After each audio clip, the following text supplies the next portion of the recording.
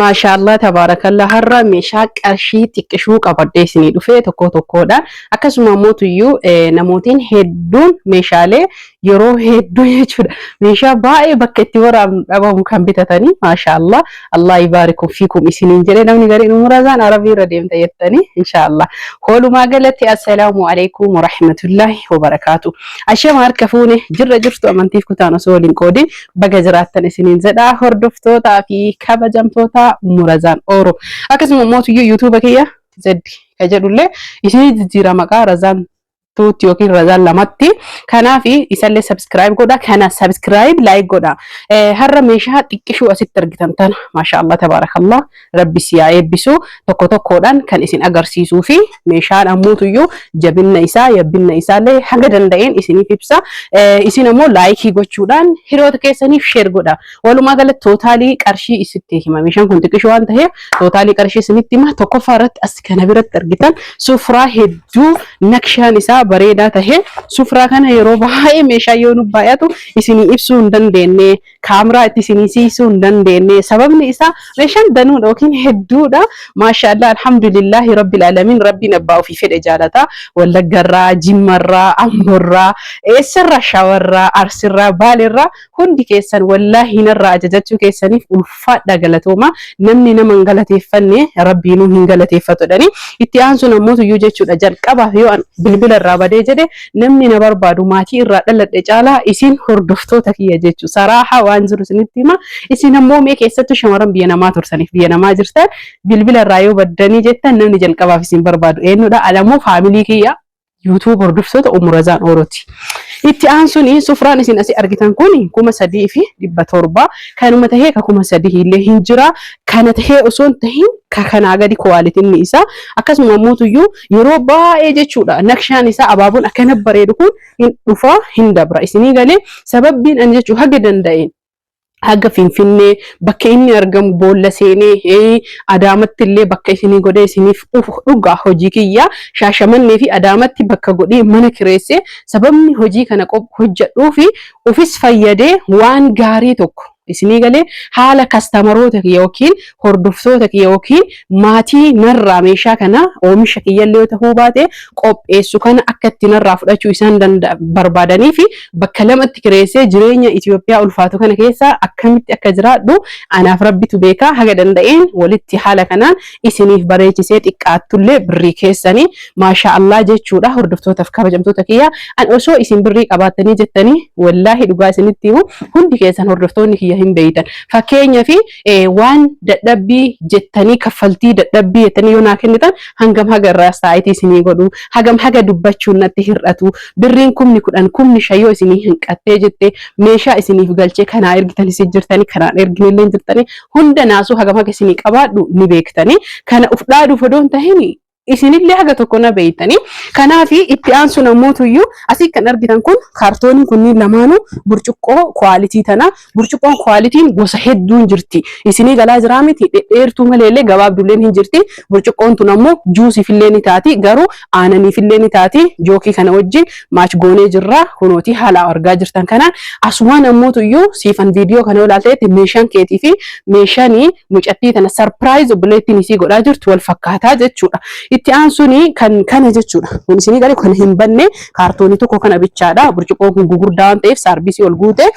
Itti aansuun kunoo asii kan argaa jirtanii kan yeroo mara baratame waancaa jechuudha. Yookiin ammuutuyyuu burcuqqoo warqaammaa isin jettaniin innis ammoo qarshiin isaa akkuma baratame 3,300 kun ammuutuyyuu asii kan argaa jirtan 2,200 dhiifama of kolchaa 2,200 asii kan argitan ammoo 2,400 hordoftootaaf kabajamtoota kiyya.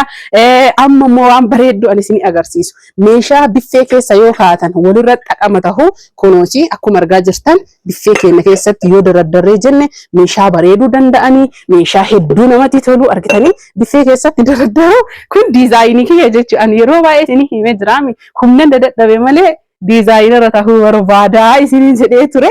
Alaa kulli haalee rabbi nuuf haa guutu. Meeshaa biffee keessatti daraddaruuf hedduun namatti tolu. Akkasuma maachii ta'e nama saalfachiifne burcuqqoo shaayii isii tana qabdii jechuudha.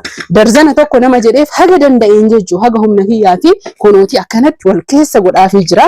Haala isin argitaniin isiin tun ammoo maashaallah tabarakallah isiin tunis kunoo baay'ee bareedduu kan taatee fi hedduu kan namatti toltu saayiziin isiillee tan nama saalfachiifne isiniin jedha. Gimmaashni tana burcuqqoon aayidiin noormaaliin jirti tashaayii isinii galaa jira miti yoo barbaadanii jettan tarakasaa tabirrii kumaa fireenjaa jechuun garuu shaklaa isii malee maaliifi asiin dura bitaa ture ammoo amma maaliif namni martuu ammayyaa jira ijoolleen teennahoo Oromoo waan gaarii manni isii hin seen waan furdaa waan kwaalitii ta'e waan orijinaala ta'e biffee isii maaf hin teenne laman bitatan ka jedhu birrii waan guddaallee miti birrii 2,600 jechuudha. Itti aansuun hordoftootaaf kabajamtoota kiyya kun gallaayaa bishaaniiti. Gallaayaan bishaanii akkuma isinitti himee jedhe sadarkaa kwaalitummaan isaa sadarkaa qaba. Yeroo baay'ee baasee isiniin argisiisu hundi keessa warri dhiyeenya kana fudhataa jirtan gallaayaan kanuma inni kunillee akka qarshiitiin sadarkaa qaba. Qarshii 3,900 jechuudha. Hordoftootaaf kabajamtoota kiyya itti aansuun kan isiin qabdu kun kan yeroo mara baratame jechuudha. Saanii ittoo abbaa lamaati isas fuudhee isin agarsiisu. Akkanatti malee hamma ammaatitti meeshaan baay'ee waan ta'eef adda baasee argitanii hin beeytanii jechuudha. Kunooti kun cilfaa fi saaniidha. Argaa jirtan jedhee yaada cilfaa fi saanii itti aansullee cilfaa fi saanii saarbiisii isaati jechuudha. Kunooti haala kanaan hordoftootaaf kabajamtoota kiyya saarbiisiin isaatu addatti nama fayyada. Akkasuma abbaan afurillee saarbiisii cilfaa fi saanii ittoo afurii fi cilfaa afurii fi akkasuma immoo saarbiisii tokko qaba. Hordoftootaaf kabajamtoota kiyya haala kana fakkaatu 700 akkasuma muuxuyyuu akka feetanii kumaallee hin jira 500 illee hin jira saanii zirgiidha inni immoo maaruufa gatii isaa hin beeytanii.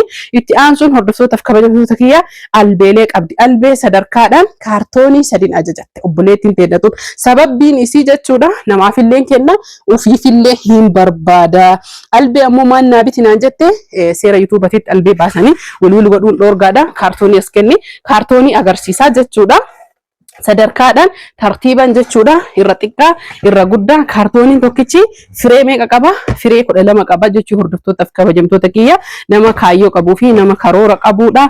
Sarpiraayiziidha kunis jechuudha mana hojii dhuunfatti banatanii haala kanaan jechuudha jaarmaaniidha. Albeen sadarkaa qabdi jaarmaanii waan taateef jecha mana hojii waan obboleettiif sarpiraayiz godhaa jirti. Mana nyaataa banattee kaartoonii 3 naabiti jettee mana keessaniifillee albeen kunniin baay'ee isin barbaachisa. Isinii galaa jira miti haga firee 5 haga firee 6 yeroo qalmaa mana namaa deemtanii kadhachuu irra ufuma keessanii mana keessanitti qopheeffachuutu isin barbaachisa. Sadarkaa 3 lakkoofsa 10 lakkoofsa 8 fi 7 jechuudha kan qopheessee fi biyyi isii jaarmaaniidha. Itti aansuun maashina shunkurtiiti. Kan yeroo mara baratamee kan yeroo mara dhufu liitira isaa akkasuma mootuyyuu motora isaa haada isaa argatanii jirtanii kan mana kiyyaa qabu sanii garaagarummaa qaba. Inni kun irra jabaadha. Lakkoofsa 15 jechuudha. Hordoftootaaf kabajamtoota kiyya litirri isaallee akkuma isin beeytan litira 5 litira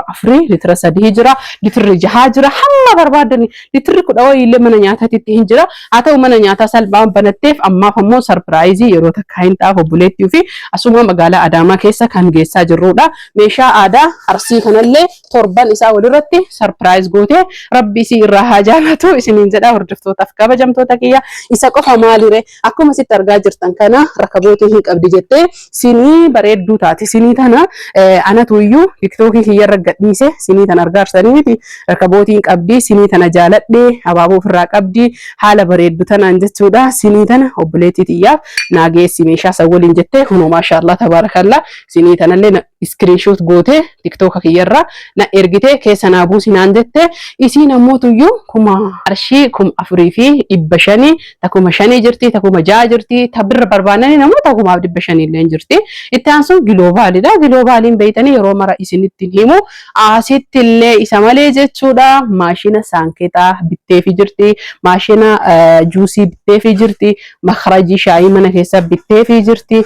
San qofa maalirra obboleettiin teenna wanni isin isin bittee fi akkuma sitti argaa jirtan kana shiita kana namootiin na biraa qabdan jechuudha fudhataa jirtanii shiita kanallee kunooti shiita bareedaa jechuu yabbuudha garuu ammoo tuyyuu qarshiin isaa kunooti haala argaa jirtan kanaan tokko kana bittee fi kalarii kana hin hodhamne hordoftootaaf kabajamtoota kiyya lammaffaan ammoo tuyyuu kana walumaa galatti kalarii sadi bittee fi haala argitan kanaan jechuudha hordoftootaaf kabajamtoota kiyya walumaa galatti 1700 qarshii meeqa fixe ka jedhu kan waliin herreega tootaalii isaa asirratti barreeffamaan isinii kaaya isin ammoo tuyyuu namni meeshaa akkanas barbaadan kabraallee barbaadan yoo jaalattanii jettan subscribe gochuudhaan like illee godha share illee godha itti aansuun ammoo dabalata kan isiniin jedhu warri na jaalattan hundi keessan viidiyoo kiyya hiriyoota keessaniif share godha namni hedduun maal jettanii share yoo goone nutti mufattasanii isin qofaan miti ijoolleen viidiyoo kiyya fuutee TikTok irra gadhiiftee follow akkasuma ammoo tuyyuu view hedduu argatanii jiran isin ammoo yoo share gootan anaaf na fayyada isiniin jedha isin jaaladha isin kabaja like share gochuudhaan na waliin turtii gaarii